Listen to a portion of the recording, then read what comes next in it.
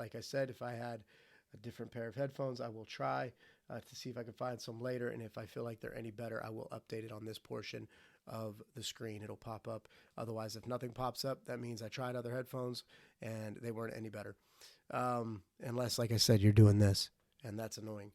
Accessories included, you have the Q2U comes equipped with mic clip, desktop tripod stand, windscreen, XLR cable, and USB cable. So that is true. It came with this little stand.